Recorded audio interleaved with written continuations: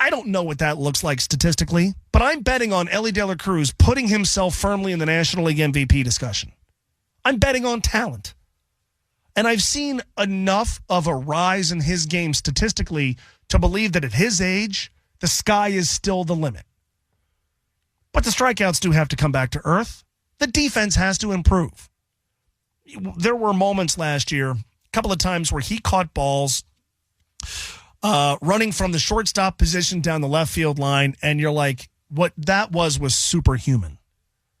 Like, I grew up idolizing Barry Larkin. Barry Larkin's not doing that. Certainly not at this age, but he's not doing that. Like, he's capable of doing things with the glove and his arm that are superhuman.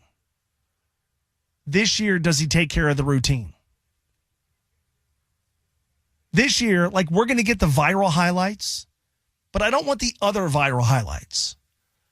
The ones that make people grumble and say stupid things about Elly De La Cruz. You know the sort of plays I'm talking about. Early in the season, the game in Philadelphia where he's a little bit too casual with the ball in the infield. There was a game last year, very late in the season basically over, where, and I've used this example before, but he made a play early in the game that was ridiculous, where he goes up the middle, uses his range to get to a ball, and then makes a hard throw look easy, and he gets the guy by 8 feet. Like, a great play. And then 2 innings later, there's a slow grounder hit right to him, and it, like, hits the heel of his glove and goes up his arm, and you're like, buddy, that's a junior high kid makes that play. That ball wasn't hit that hard. It felt like to me like a lapse in concentration. And if you watched Elly last year, you saw those things. I want the amazing stuff defensively, but I think particularly at that position, we know what it looks like when a shortstop is capable of doing the near impossible. But the best ones who do the near impossible also do the routine. And it's not that he can't make errors. Errors are a part of the sport. Errors are a part of the position. He's going to make them. But I think, if you watched him last year during some of those moments where it feels like the concentration is waning a little bit, and at times, as much as I hate to say it, maybe the effort is waning a little bit, that's got to go away. And then the base running.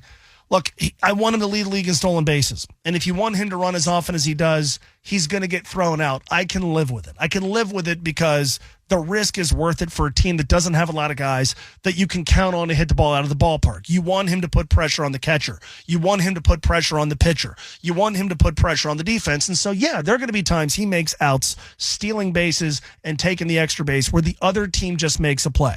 The other battery just executes the pitch and the throw, and they throw him out at second base or third base, and you shrug your shoulders and go, you know what, it was a risk, it was a gamble, but it was worth it.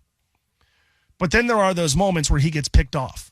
And he gets picked off, and you're like, dude didn't have his head in the game. Or he's so aggressive that he gets thrown out by 8 feet on a ball, and we saw a couple of times last year where he's stretching a hit from a single to a double, and it's like everybody in the ballpark, if they're at home, like gasps as he's making the turn, like, oh boy, as fast as he is going to get chucked out. That's got to go away too. But my money is on that stuff going away. I think this dude genuinely wants to be the best player in the sport. I think he's smart enough to understand what comes with being the best player in the sport. I also think it's going to be interesting this year to see if they work in any days off. He basically played in every game last year. And then there is the Tito Francona factor, which is the thing we have talked about most this offseason. It's accountability. It's taking a young talent who has arrived on the scene and done a lot of great things and helping him smooth out the rough edges. I am betting on a Hall of Fame manager and a generational talent to come together and create a guy who is legitimately one of the best players in the sport. I'm betting on that happening. We did the game last year often of, the imaginary stock we always talk about with players. Remember that game early in the season in Philly when he booted a ball or made a bad throw, whatever it was, and clearly there was a dip in concentration. Clearly there was a dip in effort. And there was a time last year he made a base running mistake, and I remember Lance McAllister after the game on Extra Innings was talking about, like, dude, you got to bench him for a game. David Bell's got to bench him.